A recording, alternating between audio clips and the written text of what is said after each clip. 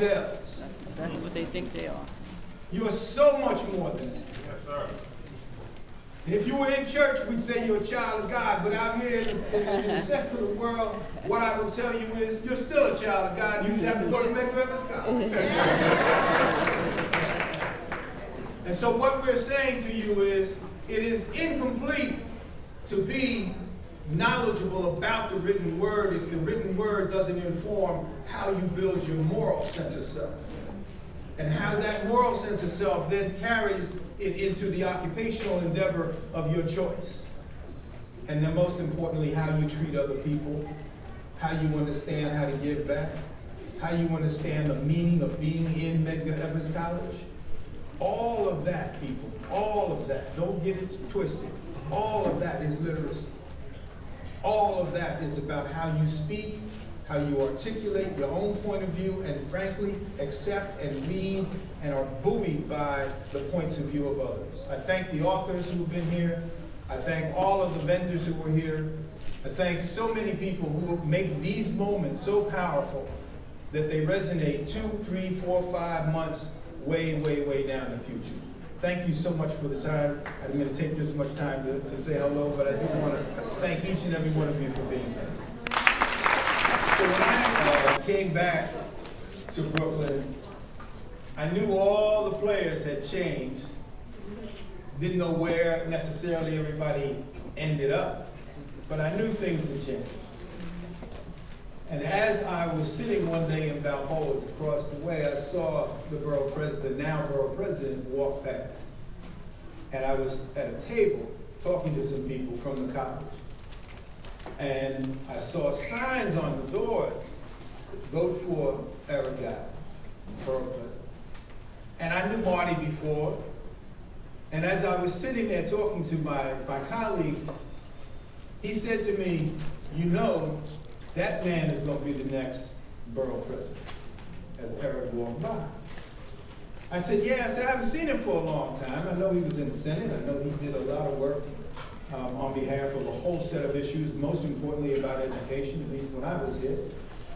I know that he's a former policeman in the New York City Police Department. But I did not know until I saw the signs that he was running for borough president. Then I watched the campaign unfold and saw him become what it looks like to be a real man. A man who cares about, will articulate his own point of view and have no fear in doing so. A man who believes passionately in how education will in fact change human life. And a man who loves undyingly, but very wittingly, loves Brooklyn.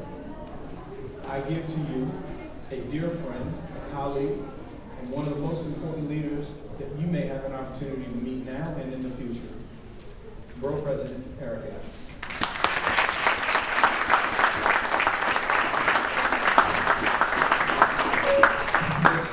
Next time Dr. Crew is over at Balboa, folks going to tell him that Brother Booker Crystal Street is going to be the next mayor. So we're going to keep it flowing.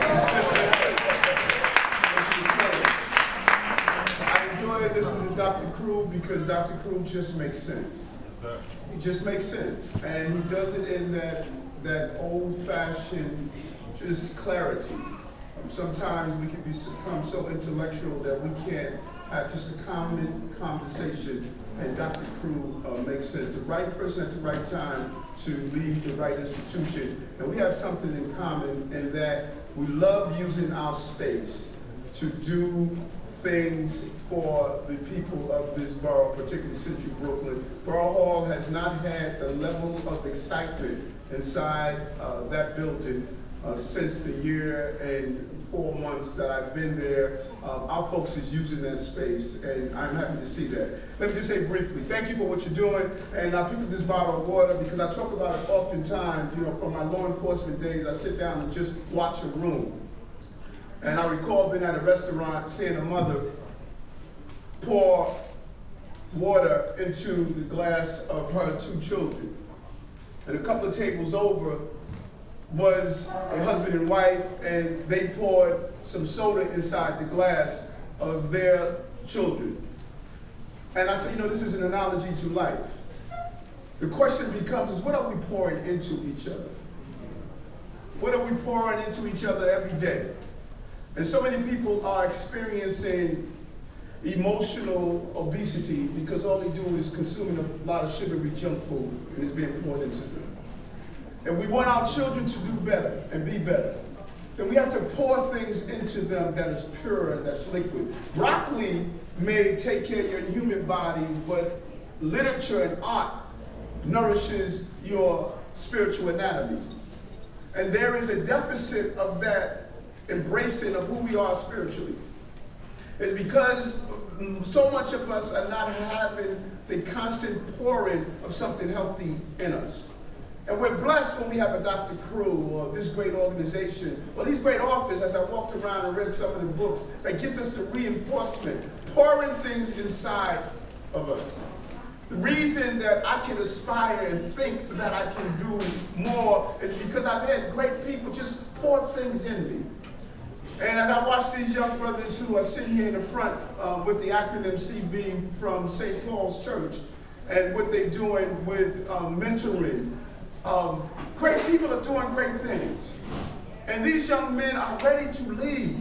We just need to really get out of their way and allow them to lead, allow them to be the nurturing factor that young men, their peers need. Then you won't have the level of devastation that we're seeing if we give them the opportunity to do so. So here's what I'm doing in Borough Hall as I wrap up. I've learned that as I move through the city, this borough is made up of good people. The problem is that good people are not connected. We meet each other, we say hello, we hear about what we're doing, and then we go on to the next one. I don't know who said that. Was that Jay-Z? So what I am doing at Borough Hall, I'm creating this opportunity called 10,000 Concerned Brooklynites. And what we're doing is we have a link where we're asking people just to fill out basic information on that link. And then three of the categories on that link are three things that are interest to you. Your passion may be youth. Your passion may be literature. Your passion may be domestic violence. Whatever it is. And then after we get the 10,000, we're going to group them in the areas of interest and have meetups so people can meet each other. The answer to the question you may be looking for on your particular organization could be the person standing right next to you at the bus stop, but we're not even talking to each other. So I want to bring people in. Obama is the commander-in-chief. I want to be the connector-in-chief. I want to connect people who are doing good things. And we have a tendency to believe because so many people are doing small things or not good things, and they're the numerical majority. One thing a young person taught me the other day, you can learn so much from young people. A young person taught me the other day, if you don't put the accent on the right letter, you're not going to pronounce the term correctly. We put the accents on those negative energies in our universe instead of all those letters of positive energy, so we can't even pronounce life correctly as we see it. So I want to bring the good people in this borough together, the good organizations in this borough together. I want Brooklyn to lead the way. How do we become compassionate people who have emotional intelligence and realize that gifts is a gift that keep on giving when you give passion, that it can cascade throughout this entire city, throughout this entire country. It starts in Brooklyn. More than a tree grows in Brooklyn. Some cool, bad, intelligent, polite, kind, generous, compassionate people are in the borough of Brooklyn. And I want to be the person that awakens that energy and spirit with you. I know some of you are going through separation anxiety because Marty is gone. I'm the borough president now. I'm the borough president. And I'm at the right time, for the right place, for the borough of Brooklyn. Brooklyn needs the time and the moment that I have been raised for, from public safety to state senate to a public school student. Brooklyn is ready now, but we can't be left behind. The popularity of Brooklyn must turn to prosperity for all Brooklynites. It can't be some, it has to be all, and that's why I have to do as the borough president. And I'm ready to do the job. And so I want to give you this proclamation. For this organization, Delta Sigma Theta, what you're doing and what you are continuing to do. Our sororities and fraternities have had a legacy of giving back, and we cannot say enough about what they do, because they're taking their time. There's no greater gift you can give than to volunteer. Taking your own time and say, I want to give back and be a blessing to other people. And we get more out of volunteering than those who we volunteer for. Whereas on behalf of all Brooklynites, I salute Delta Sigma Theta Sorority Incorporation, Brooklyn Alumni Chapter, for serving the Brooklyn community with a purpose to provide assistance and support through established programs in local communities throughout the globe, particularly in hosting an annual book fair to promote literacy and provide a fresh and imaginary, invigorating period for young black men in this year's theme of Yes, Empowering Young Men with Literacy. I applaud the organization, Alumni Chapter, for providing resources and informative Brooklyn residents in the area of economics and educational development, international awareness and involvement, physical and mental health, and political awareness and involvement. I commend them for all they have done to make Brooklyn one Brooklyn. Thank you very much.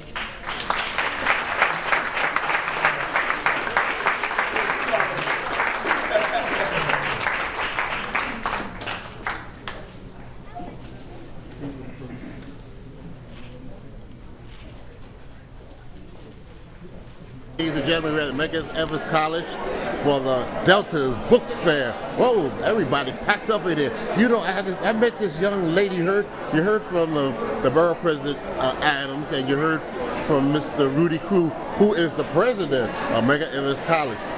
Oh, man, we got to go home. What is your name, my friend? My name is Renee Smith. And you're from Jamaica, right? I'm originally from Montego Bay, Jamaica, yes. Oh, come hear me loud. Come hear me, Montego Bay. Yes. Whoa, whoa, whoa, whoa, whoa. Yes. Bobby Blue, you remember that song? Yes, I remember. The great Bobby Blue. Yes. You have a cookbook here. One of them in particular, Yes. that you said that that memories, that we have memory lane. Show us that book. It's called Member When, and it's a Jamaican cookbook that takes you on a trip down memory lane. And what this book is, it tells you about traditional recipes that we usually have at home, where, you know, when you're running low on food, then you go in the cupboard and you say, okay, I only have some corn and some peas and some rice. That's what we're making. We're making a new dish today. Making from scratch, huh? Making it from scratch, exactly. So this is what this book is about. It tells you about just different recipes that we usually have from home. And this is a fun book. It has a little of the dialect in there. So it has the Jamaican dialect, which is patois. So in there you'll have a little recipe that says a little this, a little that, and make it really nice. So this is what this book is about. Give us an example of one of them, a little this and a little that. Show me that little this and a little that. So when my friend stopped over, he said, he flipped to a page and he said corned beef and macaroni. And he said, not mac and cheese? No, not mac and cheese. We do corned beef and macaroni. So this one has a plummy tomato, salt and pepper to taste, a small cut of onion, and a liquor oil. So liquor oil could be just a teaspoon, a tablespoon, depending on your taste. So this is what this is about. It's really a free-flowing book. It's just really how you cook when you're at home. So this is what this book is about. And this book won the Best First Cookbook and the Gourmet Cookbook Awards for 2014 for Jamaica. So this is what this book is. You said you entered a contest. You said that the book was popular in Jamaica, right? Yes, this book it won the Best First Cookbook in Jamaica in the Gourmet Cookbook Awards. But you didn't go to Beijing. I didn't get to go to Beijing, but maybe next time. Oh, next time. Next time. I would like to thank you so much. Thank you. And what is that name again? My name is Renee Smith. Renee Smith, and my book is called Member When. Thank you so much, Renee Smith. And we'll be right back. Ladies and gentlemen, we're at Medgar Evers College in Brooklyn, New York for the Delta's Book Fair. Oh, it's so packed up. Oh, we heard talks from Rudy Crew, and the president of Medgar Evers College, and the borough president, Eric Adams, who proclaimed today as the book fair day at Medgar Evers College with the Deltas. We have a young lady. I could not pass up this table. The waiting game. The waiting room. Waiting room. Yes. Looking for Mr. Right. Tell us, we don't want to get anybody confused, who's the Mr. Right is. Mr. Right is God. So this book is titled The Waiting Room, a 31-day devotional for single women waiting for the right mate. So this book encourages women to build a relationship with God while waiting for the right person to come along. Should they fast? Absolutely. So I talk about praying, meditating, journaling, fasting. I even talk about me time. You know, women, we do so much for everybody else in our lives that a lot of times we neglect taking care of ourselves. So I encourage women to practice me time. I encourage women to do some decluttering, get rid of a whole lot of stuff that we have in our lives that prevent us from building a right relationship with God. Not dressing scandalous or being crazy, right? I'm sorry? Not dressing scandalous or being crazy, then you're going to get a man. Men don't like that, right? I can't hear you. I said not being scandalous. But I mean, the right relationship with the Lord, right? Right, correct. Exactly. Building a relationship with the Lord. And we do that by practicing spiritual disciplines. Praying, meditating again, fasting. Yes. How's your book coming along? I'm sorry? How's your book coming along? Oh, my book is doing really well. It actually won an award last year, the Christian Literary Award. Congratulations to you. Thank you, thank you. Thank you. So we had an amazing ceremony in Texas last year, in October, yes. Oh. Yeah. Also, too, what else do you mention in the book? Don't give away everything. You want people to read the book, buy the book, right? Give it away. Well, you know what? Each devotion ends with some reflective questions. So I encourage those who are reading the book to actually answer those questions and go inward and be honest about who you are and be honest about your relationship or lack thereof, a relationship with God, and just be honest with yourself. This book is really about developing oneself spiritually, emotionally, mentally. This book is empowering women to just, you know, be the woman that God has called you to be, regardless of whether or not you want a mate or not. The book, you say 31 days. Yes. Do you have like something to do each day of the week? Yes, so it's a devotional. So I'll do one at random. Day 7, what you do on day 7? we're going to have to open up the book. You got to open up the book? We got to open up the book for day 7. I can't even guess. Okay, so no, no guessing now.